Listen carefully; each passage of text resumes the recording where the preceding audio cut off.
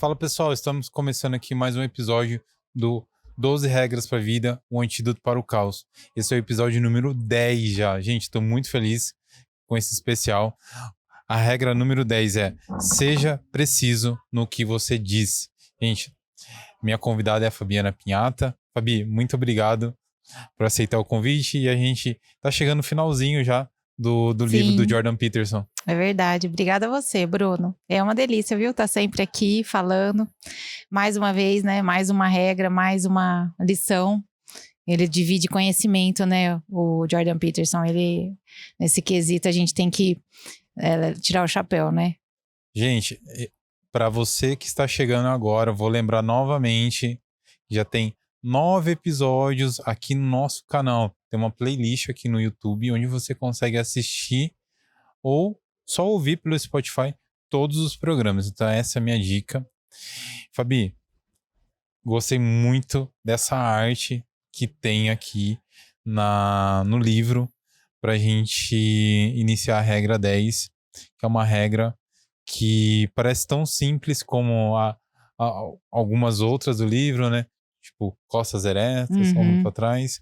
Mas o que será que Que realmente vem, né? que essa regra vai nos trazer de lições, né? É bem isso, né? A gente segue impressionado, né? Pela cadência do pensamento dele, né? Tem pessoas que faz uma analogia muito rasa das coisas. Tem muitos vídeos do Jordan Peterson, inclusive desse livro, né? No YouTube. E todas com às vezes você percebe que por mais que se queira, né, entrar a fundo no que ele tá falando, ainda fica muita coisa para trás. Sim. E ele tem ali uma capacidade muito, muito grande e é um dom mesmo dele sempre surpreender. Ele sempre traz, né? Ele puxa o assunto para uma coisa que é o que eu acho que faz toda a diferença na narrativa dele, para depois ele fazer toda a introdução do que é realmente necessário ser falado. Mas primeiro ele cria toda aquela base, né? Ele fundamenta muito. E eu gosto muito disso. Gosto muito de quem fundamenta o pensamento e o que ensina. E nessa regra, né, seja preciso no que diz, ele começa falando sobre os notebooks, né? Ele fala, por que meu notebook é obsoleto? Então você fala, caramba, né? O que tem a ver o notebook com ser preciso no que diz? Então ele vai fazer toda a pavimentação aí do raciocínio dele, dizendo que daqui 50 anos os nossos notebooks provavelmente não vão servir mais para nada na configuração que eles são hoje, da maneira como eles são hoje. Essa caixa, né, que tem ali um certo tamanho padrão, tem ali umas certas utilidades, cada um tem todos eles têm ali um teclado, né? A maioria tem mesmo aspecto físico, e que isso, muito provavelmente, daqui a um tempo, não vai ser mais assim. E aí ele vai falando, então por quê, né? Que aqui na página 270 ele fala, seu notebook é uma nota em uma sinfonia atualmente sendo tocada por uma orquestra de tamanho incalculável. É uma parte bem pequena de um todo maior. Então ele diz assim, olha, você acha que só tem uma caixa com teclado e essa aparência tão simplista, né? Na sua frente, mas tem muito mais do que isso, né? Tem toda uma rede de fornecimento dessas peças. Cada peça chegou até aí porque teve uma fábrica, existe uma logística que vai buscar a peça. E ele não fala exatamente nesse, né? Escrito aqui, mas eu já o ouvi falando sobre isso. Então, quando você vai entrar a fundo, você vai perceber que tem até contratos sigilosos do que é feito e falado dentro de uma rede da internet ou um chat que é usado o IP do computador. Então, para você, os seus olhos, às vezes, só está vendo o computador, você como usuário. Mas, por exemplo, uma pessoa formada em análise de sistema, um TI, Sim. ou uma pessoa formada, né, que tem ali a tecnologia de segurança, um advogado que mexe com a segurança de sistemas, ele está vendo muito mais do que isso, né? Ele está olhando para coisas que passa despercebido para a maioria das pessoas que não estão prestando atenção naquilo. Então ele chama atenção para a gente de que existe um olhar que cada um carrega do que importa para si. muito entre mulheres, a gente fala muito assim, né? Quando a gente tá procurando uma bolsa, a gente tá a fim de comprar uma bolsa X, de tal marca, né?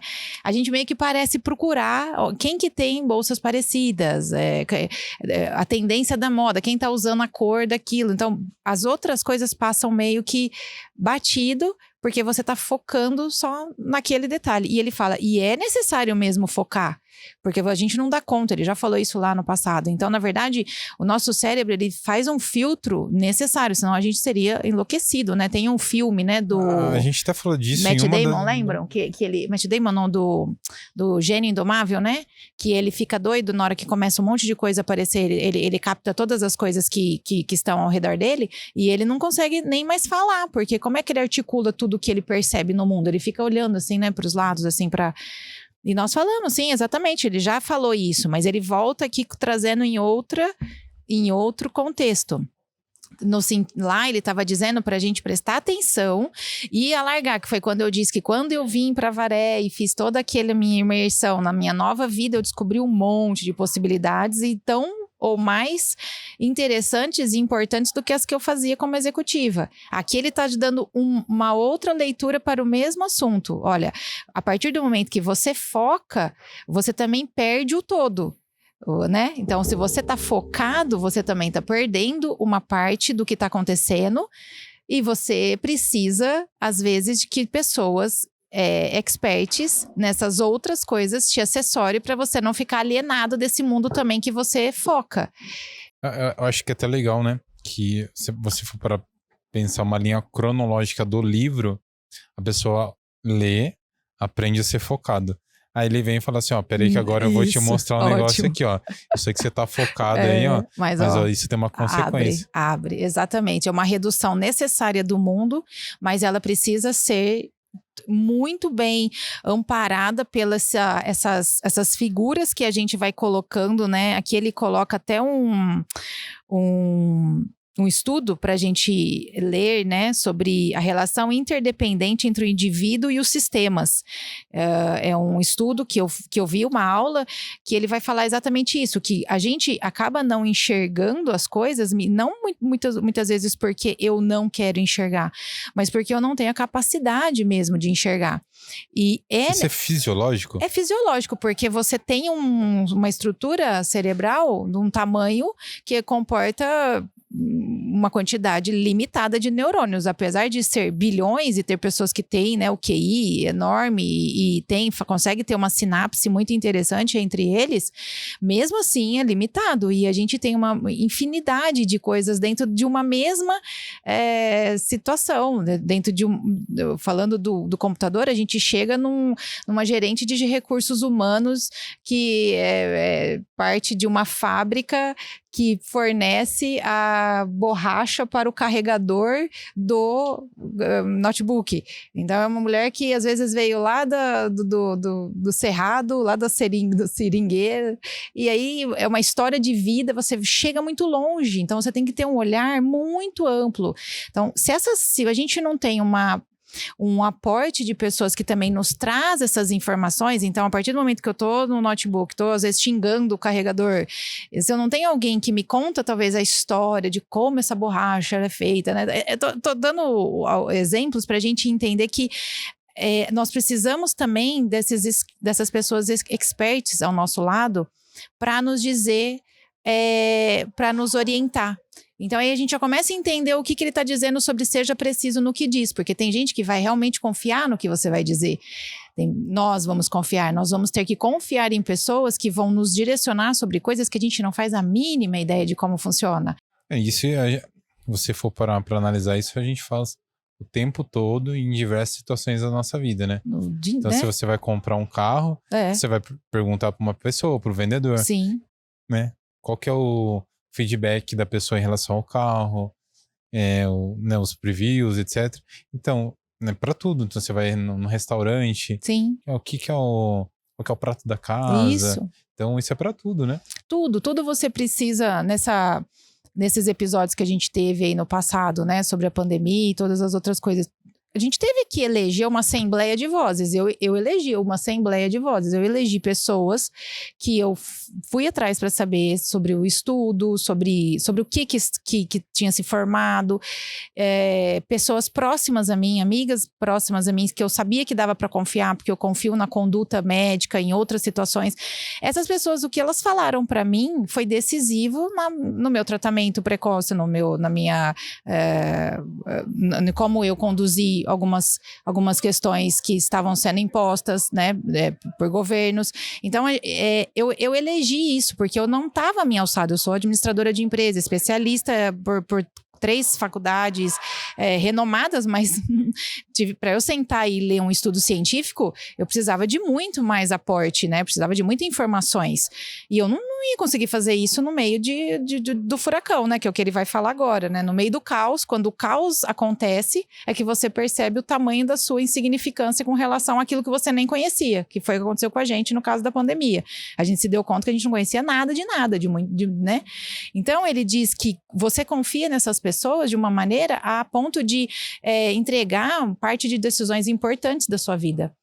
Foi muito que a gente fez na pandemia, né? Muito. Né? Não que a gente delegou, né? Mas a gente acreditou, né, nos especialistas, Sim. etc., naquele momento. Sim. E a gente tomava as decisões de tomar ou não tomar a vacina, por exemplo, e baseado em cima disso. E ele fala assim, ó, se o computador é um emaranhado de coisas e de artefatos e de substâncias, né, até minérios que estão ali, todos interligados, não dependentes cada um de si, para aquilo funcionar, imagine nós. Imagine-nos, né, como que a gente é dependente desse sistema, que é aquele estudo que eu falei que eu tive aula, que eu estava lendo, esse sistema ecológico, né, que acontece ao nosso redor. Como que nós somos dependentes das pessoas para nós formarmos a nossa própria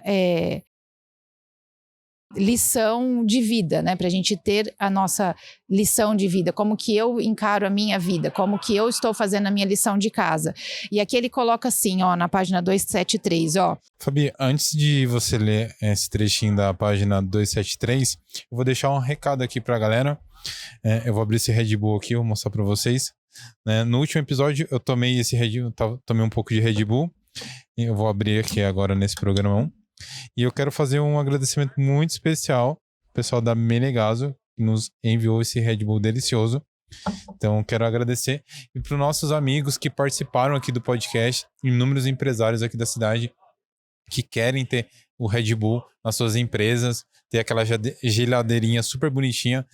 Gente, conversa com a Menegaso aqui de Avaré, que é o maior distribuidor aqui da nossa região. Vamos retomar para o nosso podcast. Fabi, leia, por favor, o trechinho da página 273, né? Ele vai falar assim, ó, isso se aplica inclusive à nossa percepção de nós mesmos e de nossas personalidades individuais.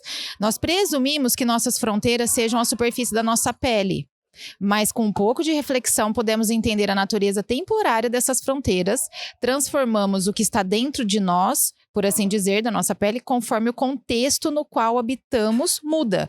Então ele está dizendo, da mesma maneira que a gente está percebendo que daqui 50 anos esse computador já não vai servir para muita coisa, a gente também tem que partir do princípio que nós também somos essas pessoas que daqui a um tempo muita coisa vai ter mudado também no nosso contexto e podemos já presumir que a gente também vai ter mudado muitas opiniões e muitas... Diariamente, né?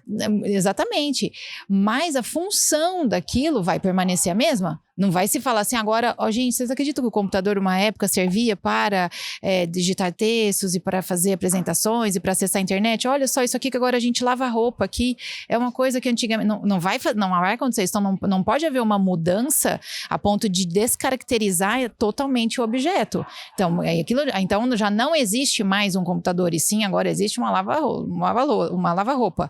Então nós não podemos também, a gente tem que melhorar e não sermos descaracterizados. Por isso que há uma necessidade de um amadurecimento consciente e responsável ao longo da vida. Para que depois, lá no futuro, você não né, não vire alguma coisa muito diferente. Mas, Fabi, às vezes é pro bem. Sim, mas nesse caso aqui, ele tá dizendo no sentido de você ter brigado uma vida inteira e entra na regra passada, né, de você não ter ouvido nada que ninguém falou, de você ter sido teimoso, de você ter comprado ideologias e pensamentos sem ter checado a fonte, sem ter checado a vida da pessoa, sem ter ido buscar a natureza daquilo que estava sendo falado para você, e depois de tanto tempo você fala, nossa, que arrependimento. Hoje eu sou uma pessoa totalmente diferente, perdi tanto tempo na minha vida.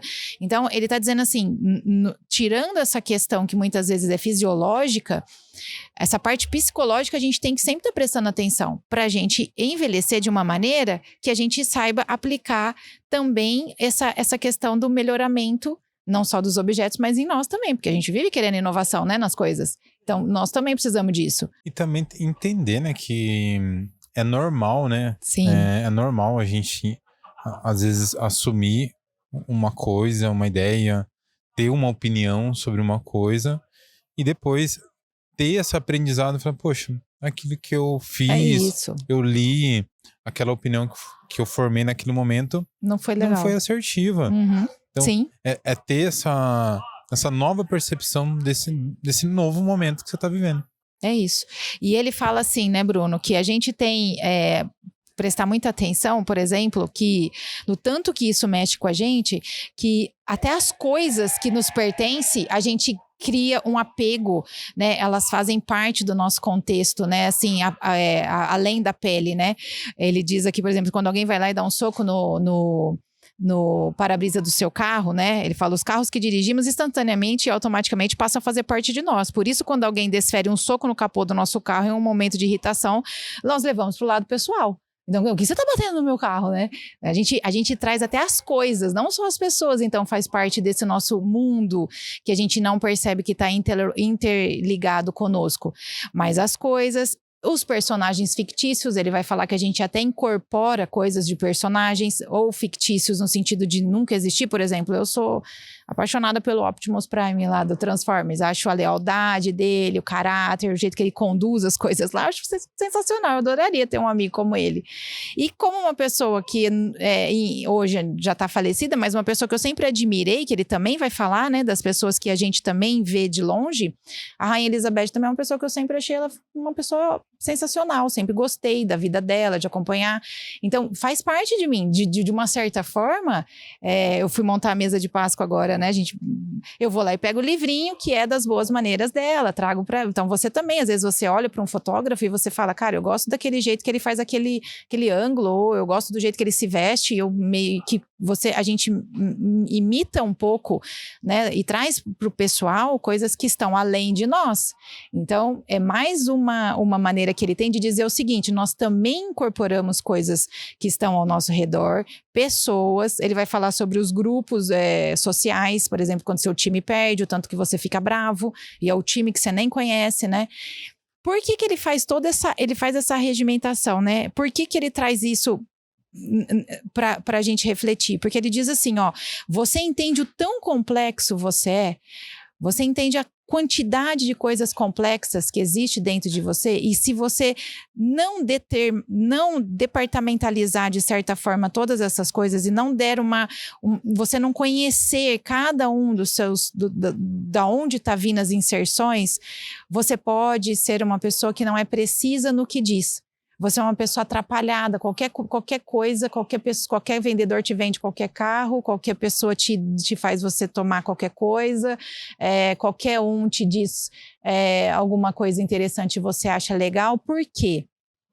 Porque você parte de um princípio de aceitação, ele vai falar da pessoa boazinha, né? Aceitação de toda a realidade do mundo, e muita coisa que você acha que é errado, você joga debaixo do tapete. Aí ele vai falar a respeito dessa mania que a gente tem de muitas vezes não ser críticos e racionais para ter essas consciência, né, desse possível caos que pode estar ao nosso redor. A gente tem um olhar muito, muito angelical para essas coisas, então a gente aceita muito o que chega até nós, a gente coloca isso para dentro da nossa pele, aquilo passa a fazer parte da gente e a gente desconsidera os caos que podem estar por trás de todas essas coisas. Então, aí ele vai falar aqui, ó, na 275. É muito difícil entender o caos interligado da realidade apenas com o olhar. É uma ação complicada, que existe talvez metade do nosso cérebro. Tudo está em constante mudança e alteração no mundo real. Cada coisa hipoteticamente separada é composta de coisas ainda menores, hipoteticamente separadas. Os limites entre os níveis, né, não são objetivamente claros nem óbvios. Precisam ser estabelecidos de forma prática e pragmática. Então, você vai ter que falar, não, isso daqui é um assunto familiar.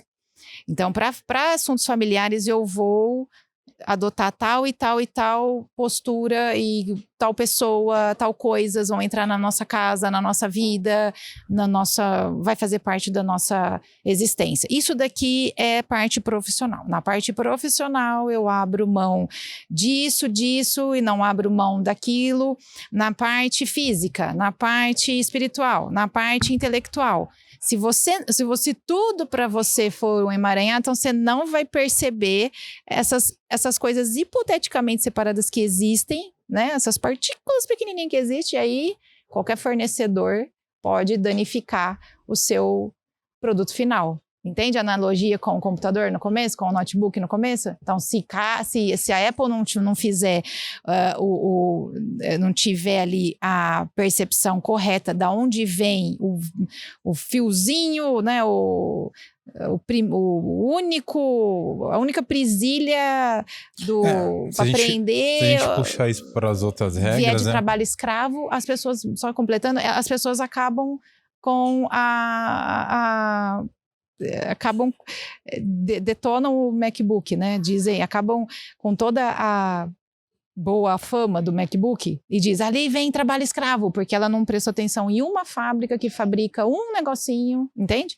Isso pode acontecer com a gente. Eu acho que a gente for para rever, né, o que a gente está vendo dentro do livro, é esse momento que eu acho que é o mais difícil para as pessoas, né? Parar para se identificar, né? Uhum. Que hoje todo mundo vem com aquela frase meio que é um bordão. Tá uma correria. Tá uma correria fazer isso, tá? Só que ele trazer essa importância de a gente entender as limitações. E a gente trazer isso para nós, né? Que é o mais importante, né? Que é o que a gente já aprendeu na outra regra, né? A gente se comparar a si mesmo. Ótimo. E Bruno, você tá... Desculpa. Então, se a gente conseguir fazer essa leitura para nós, quanto que a gente não... Exemplo assim, que nem você falou, do pessoal, do trabalho. Poxa, quantas pessoas legais, né, que a gente vê. Nossa, aquele cara, aquela mulher, pô, gente boa, mas não dá certo no serviço. Ou a empresa dessa pessoa não vai para frente. Mas sabe por que essa pessoa é tão legal, né? Que isso não compensa alguma coisa? Isso. Por que essa pessoa é tão legal que às vezes, né? Então, essa divisão eu acho muito legal a gente pontuar, porque não dá, né? E você só percebe isso quando acontece uma situação de caos, quando essa pessoa legal perde o emprego, quando essa pessoa legal tem a empresa que faliu. Então ele coloca aqui, ó, você e eu somos simples apenas quando o mundo se comporta. Porque a partir do momento 276, quando as coisas quebram, tudo aquilo que foi ignorado emerge. Quando não são mais especificadas com precisão, as paredes ruem e o caos se faz presente.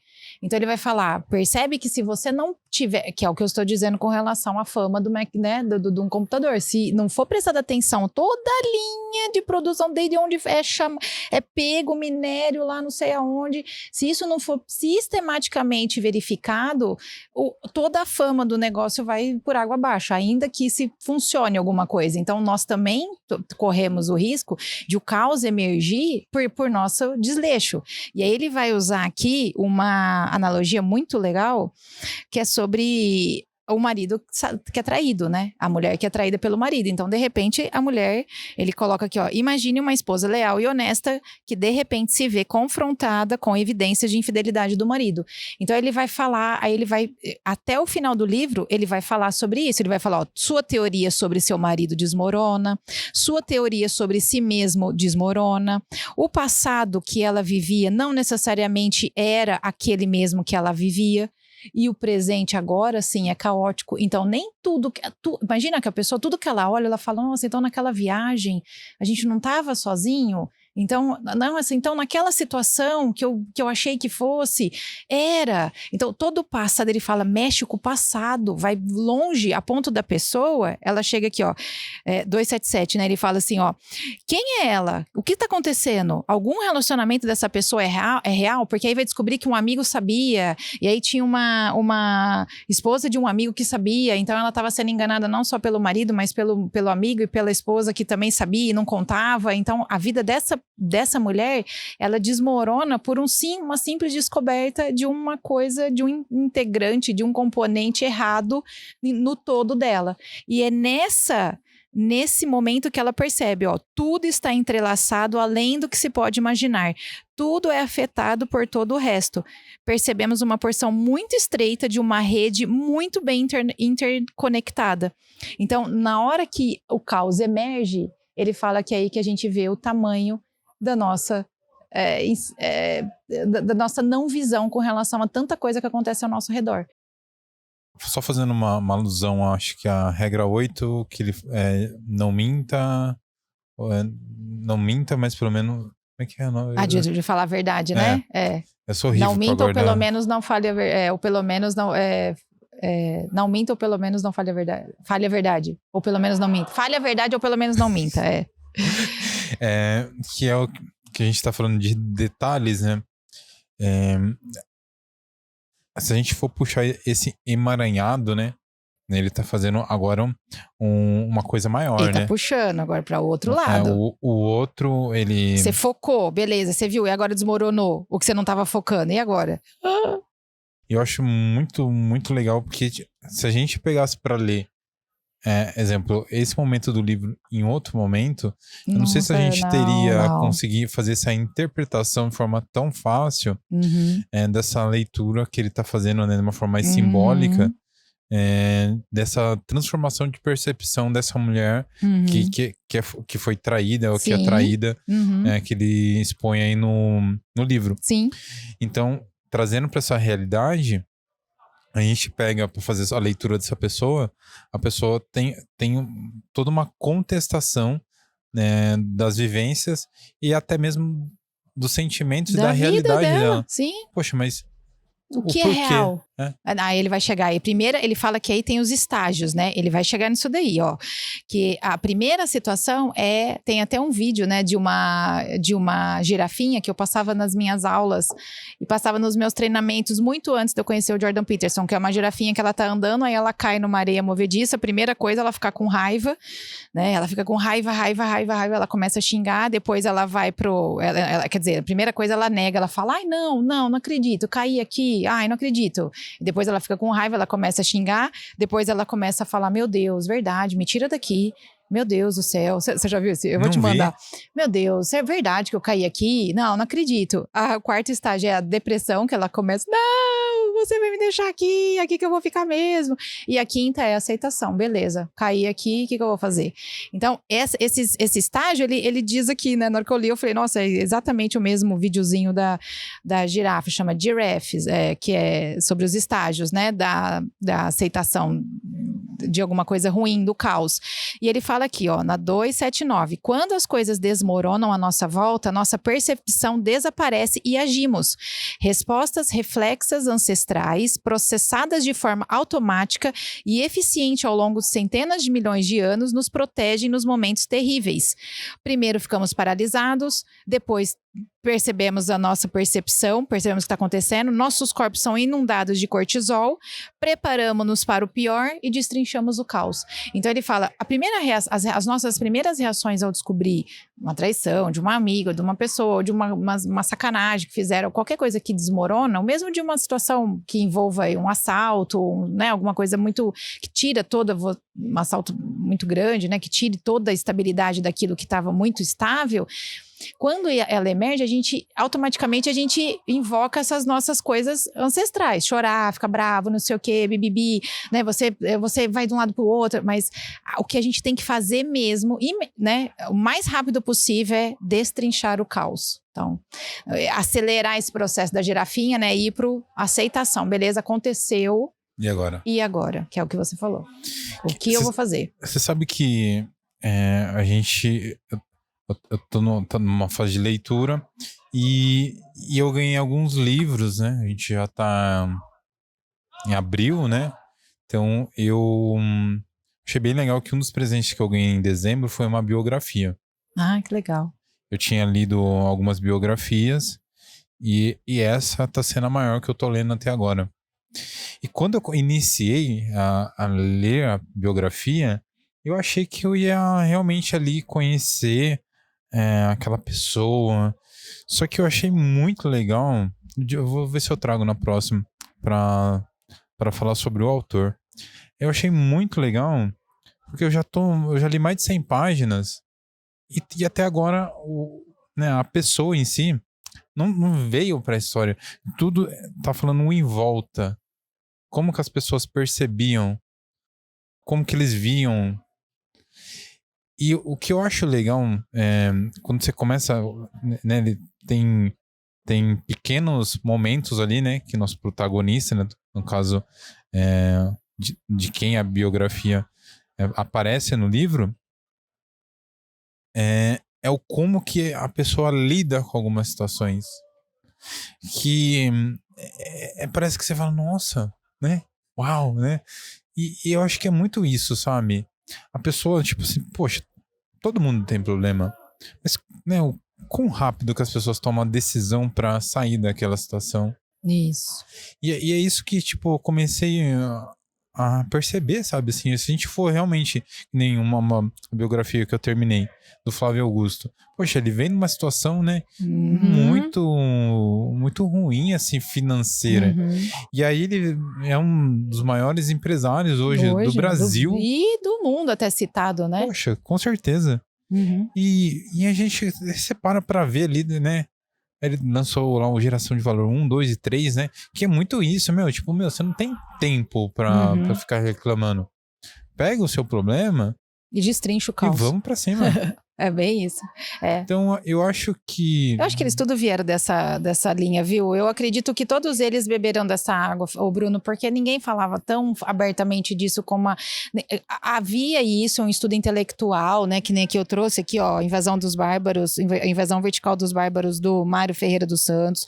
O Olavo de Carvalho já falava sobre o imbecil coletivo, que é sobre essas pessoas que, na verdade, ficam ali cozinhando, né? Sendo cozidos, né? Por narrativas, por imposições, por um monte de gente que vai falando um monte de vieses verticais assim na nossa vida, e a gente meio que vai se confundindo com aquelas histórias, e a gente não tem mais uma história nossa, a gente não é mais protagonista da nossa história. Então você, na verdade, é fruto de uma massa que você nem sabe que massa que é essa. Então quando acontece fenômenos como o Jordan Peterson, Flávio Augusto e todos esses outros que a gente vem falando aqui, né, o Nigro, são pessoas que realmente pensaram fora desse sistema e pararam para analisar como que eles poderiam avançar na vida no caos, porque todos nós estamos, né? O Flávio tem essa história, você tem a sua, o Peterson tem a dele, que, meu Deus do céu, o Olavo, mais batido do que foi, todo mundo vivia uma situação de caos, mas vamos destrinchar esse caos. E eu acho muito interessante que agora ele coloca aqui uma lenda, né? Uma figura aqui de linguagem, uma fábula, do dragão, né? Que é isso daqui eu conheço há legal. muitos anos, que é quando ele fala que tinha um garotinho, né, na 280, e ele, no garotinho, observa sentado em sua cama, certa manhã, um dragão. Ele é do tamanho de um gato, muito amigável.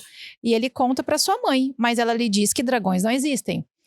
Então o dragão começa a crescer, ele come todas as panquecas do menininho. Logo o menininho avisa a mãe e ele passa a ocupar a casa toda. A mãe tenta passar o aspirador, mas ela precisa entrar e sair pela casa porque o dragão está por toda parte. Assim ela demora uma eternidade para passar o aspirador de pó, fica nervosa. O dragão foi se arrastando a casa inteira. Um dia o pai do Billy chega, a casa já nem tá mais lá porque o dragão cresceu tanto que foi andando e levou a casa para outro lugar. E aí o menininho, né, a mãe fala assim, nossa, mas o que tá acontecendo, né? A mãe insiste que o dragão não existe. E aí o menininho olha para ela uma hora e fala, mãe, tem um dragão. Acorda, né? Como, mãe, você não tá vendo? A situação chegou nesse ponto de caos porque foi sendo colocado esse dragão, foi sendo ignorado, que também é o famoso jogar as coisas debaixo do tapete. Então foram situações que você não destrincha o caos, então o dragão vai crescendo na sua frente, as pessoas vão te avisando, viu, Bruno, será que esse negócio não tá ficando muito... Bruno, Fabi, será que... Não tem, daqui a pouco o dragão emerge e ele fala, o dragão é real. A partir do momento que o dragão é real, aconteceu o fenômeno dragão, você agora não consegue mais ignorar. Porque agora ele já arrastou tudo, que é o caso da mulher traída, que é o caso das pessoas que não percebem a sua força para recomeçar, como você falou aí do Flávio Augusto, não percebem que eles têm uma história que pode ser reescrita. E tudo isso por quê? Por que isso está dentro da regra de seja preciso no que diz? Porque isso parte de um princípio de você não ter conversado a coisa certa, não ter apurado a coisa certa com as palavras certas quando isso deveria ter sido colocado. Vou compartilhar uma história. Recentemente eu estive numa igreja, não vou dar muitos detalhes, né, porque para não ficar muito claro aonde, quem estava presente e tudo mais, né. Recentemente estive numa igreja, eu acho muito interessante compartilhar isso, porque eu acho que isso tem muito a ver com um quadro de depressão também. E eu fui nessa igreja, tava conversando com um pastor e ele me compartilhou uma história, uma pessoa que eu conheço, que estudou comigo. Só que o pastor não sabia que essa pessoa estudou comigo. Nossa.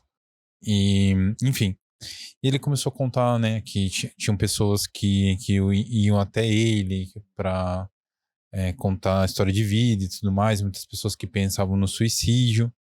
E essa pessoa tinha uma condição de vida ok, né? Não era rico, também não era pobre.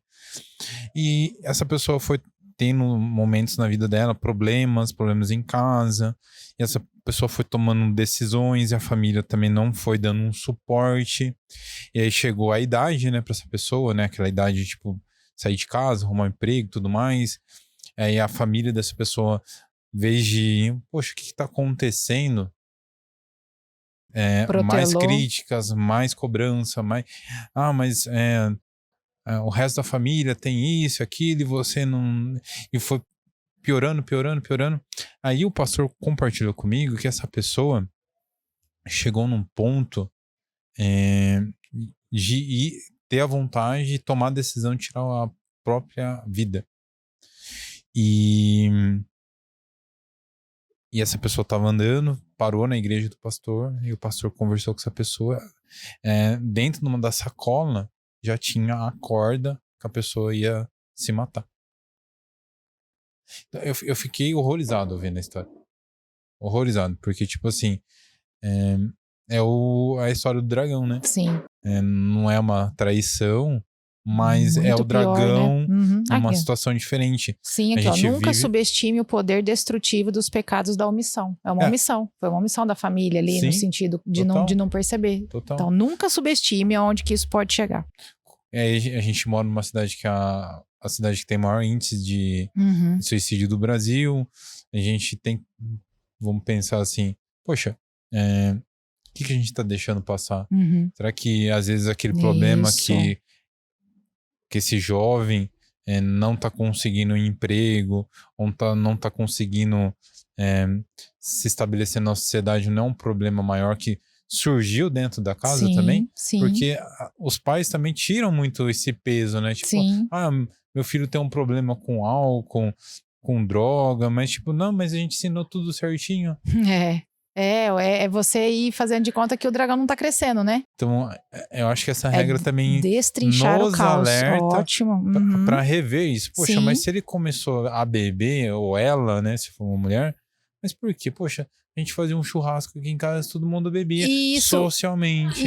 Isso, e muitas vezes Ó o fio às vezes a esposa estava vendo isso acontecer e não foi claramente conversar com isso com o marido. Por quê? Não departamentaliza as coisas, que é aquilo que ele falou lá atrás. Olha, você tem que saber de onde está vindo todos os componentes de todas as partes da sua vida. Não joga tudo no emaranhado. Não, mas é porque eu bebo lá no happy hour da empresa e depois também não tem importância eu beber na frente do meu filho lá em casa. E também não tem importância o amigo bêbado que bebe comigo lá em casa ser o meu vizinho. Lembra daquela regra? E ele vir me importunar à meia-noite, porque também eu sei o que é isso daí. Então, se você vive nessa emaranhada de coisas, não entendendo que você está interligado a todos os possíveis caos que possam acontecer em todos os possíveis as possíveis ligações que existem em você, você corre um sério risco de subestimar o caos e ter um poder destrutivo muito grande.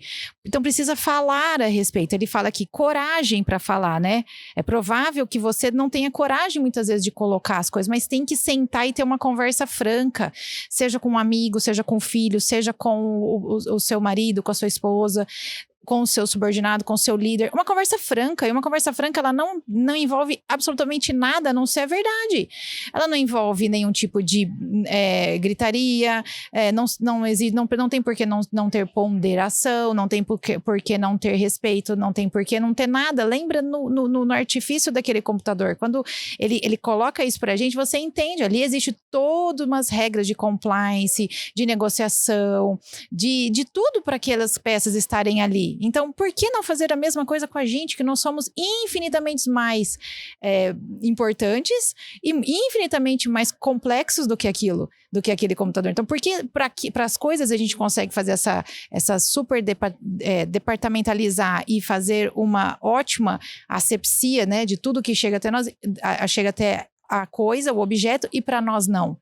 Então ele diz o seguinte: se você não fizer isso, o caos vai aparecer, e se você fizer, o caos também vai aparecer, só que de uma maneira mais avante, né, que é o que ele vai falar aqui. Essa mulher, na hora que ela começa, ela vai destrinchar o caos, ela vai ver aqui que muitas vezes ela não sentou para conversar com o marido sobre coisas que ela percebia que estava acontecendo, mas ela achava melhor não falar, porque senão ela seria aquela chata que ia conversar um assunto chato numa hora que poderia ser legal.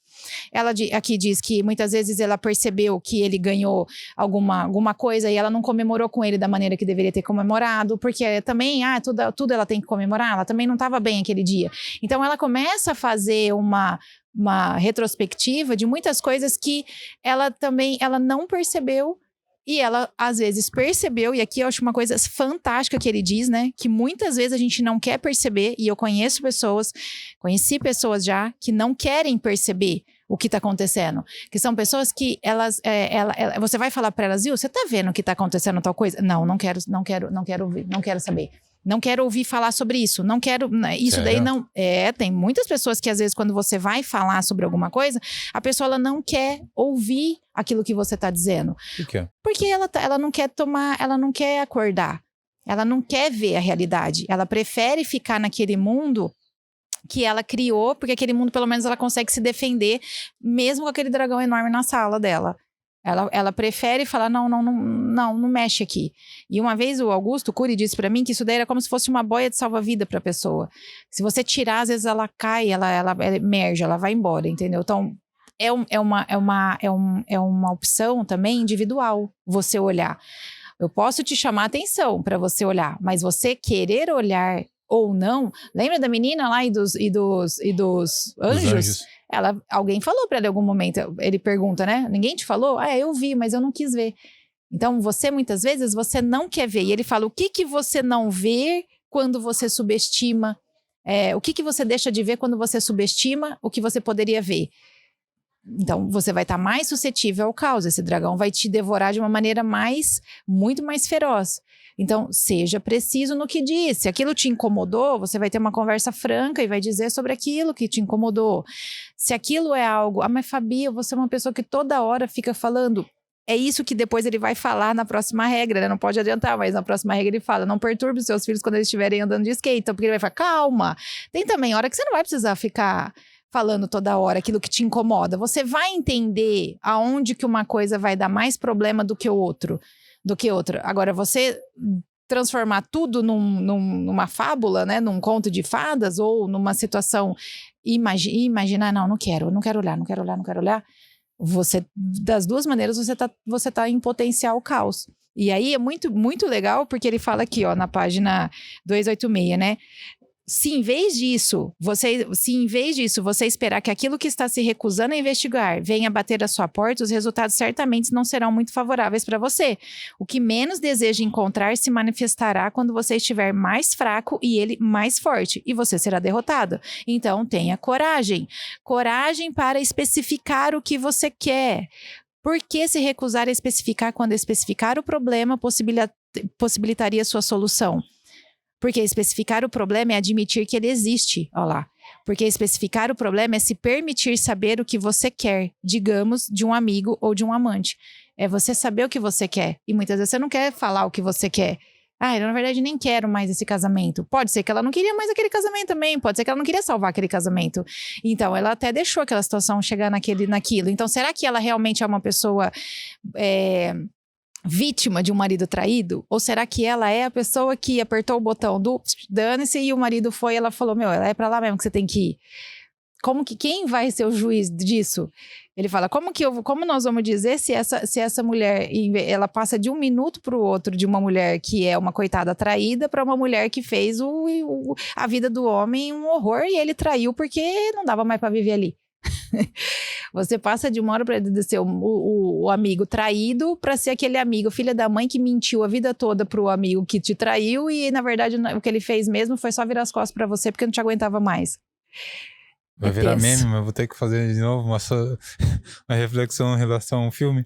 Mas tem um filme do Denis Villeneuve que é com o Ben Affleck.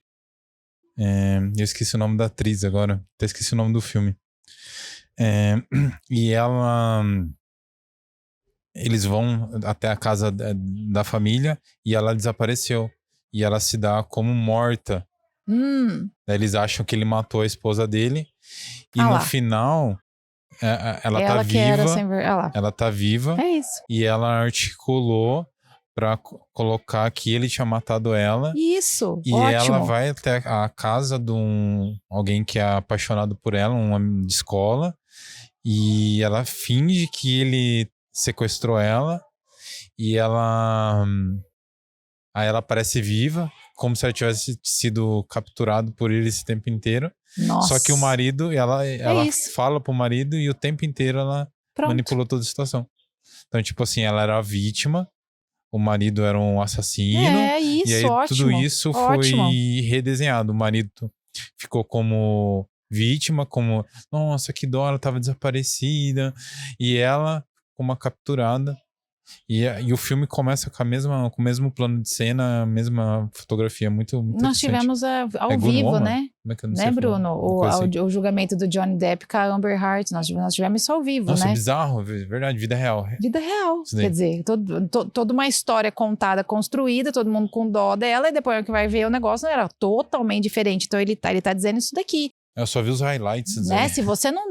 ele com certeza ali, ele não especificou as coisas, não tiveram uma DR sincera e na hora que era pra acontecer as coisas, senão não teriam chegado naquele nível das coisas que chegaram pros dois. Ele gravava, né? As reações dela, ela não sabia, né? Então, assim, é bizarro, né?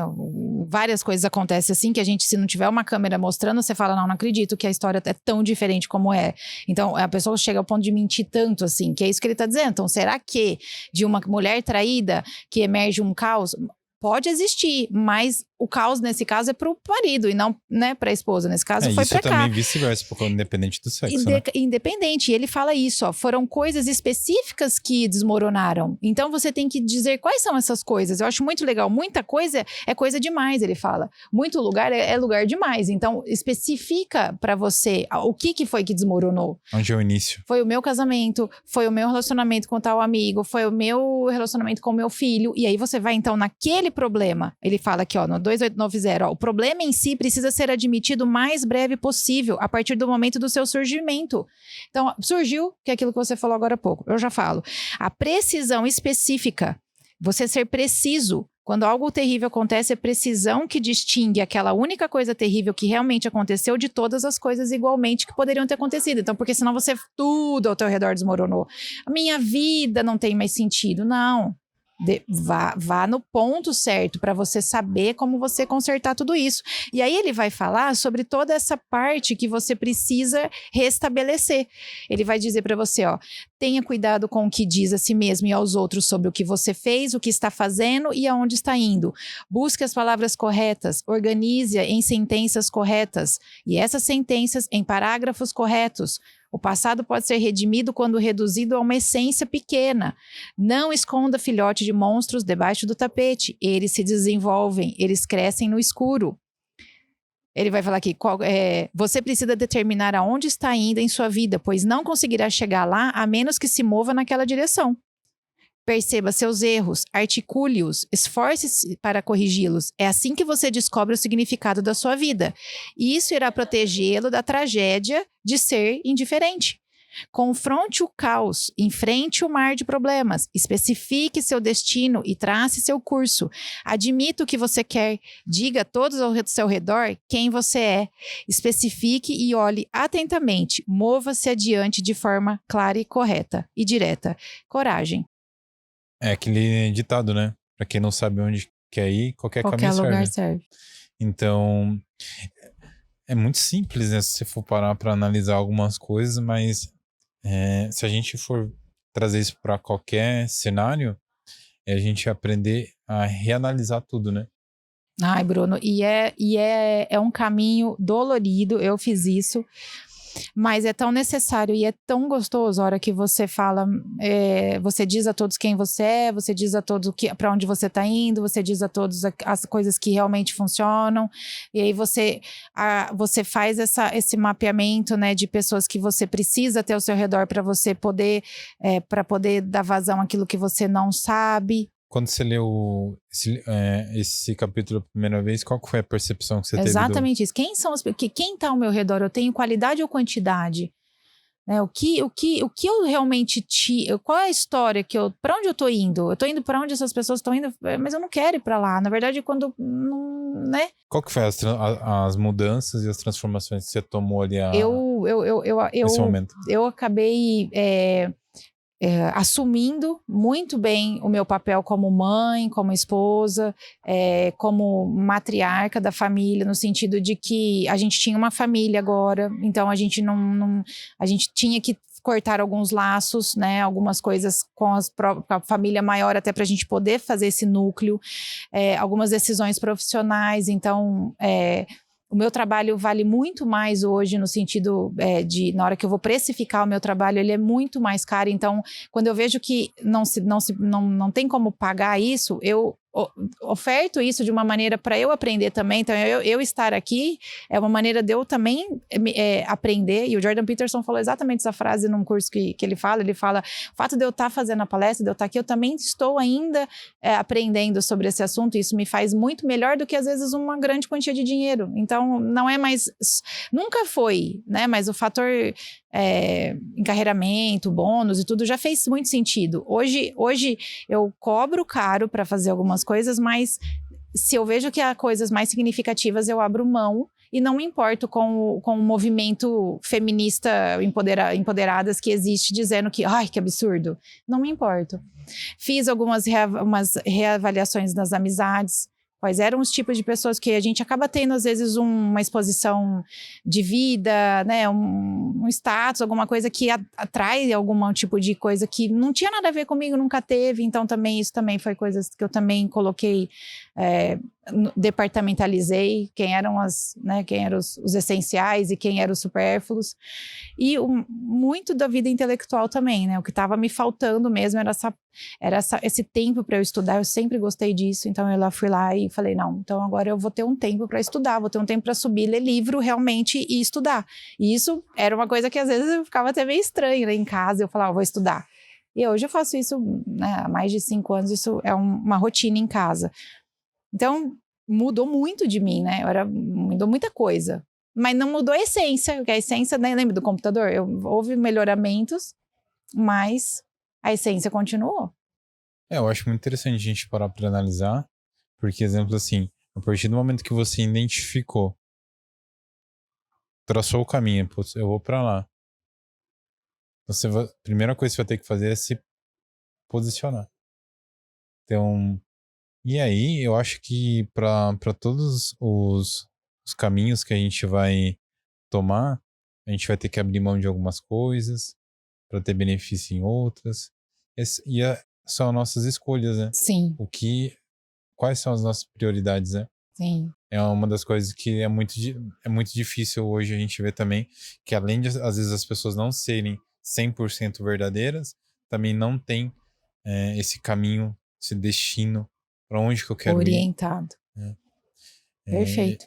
Eu acho que a parte de rever tudo isso, que nem tem uma história bem forte, é impactante.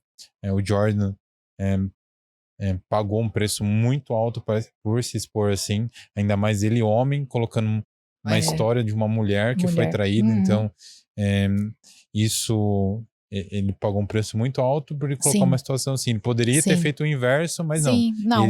Ele quis fazer o que era o que geralmente acontece. Então, a gente, para parar para analisar nós,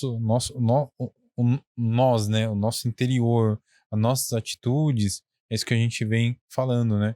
Isso vai gerar um caos, vai gerar uma dor.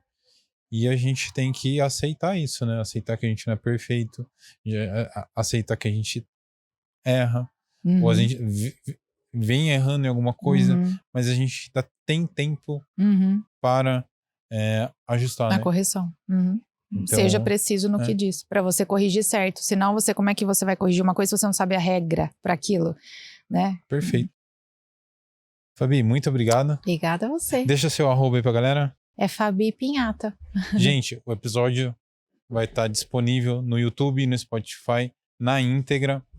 Os outros episódios também estão disponíveis no YouTube e no Spotify. No YouTube tem a nossa playlist com todos os episódios. Ficou com alguma dúvida? Escreve lá nos comentários. A Fabi vai estar de olho lá.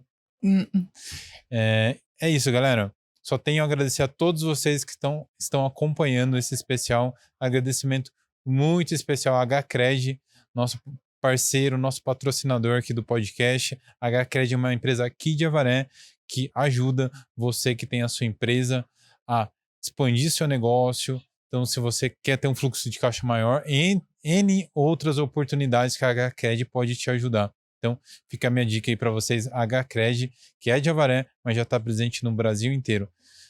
Última dica, se inscreve aqui no nosso canal, clica no sininho. Dream Podcast no YouTube, Dream Podcast no Spotify e Dream PDC no Instagram. Quer conhecer meu trabalho? O Bruno Loureiro. Show, galera. Até o próximo episódio.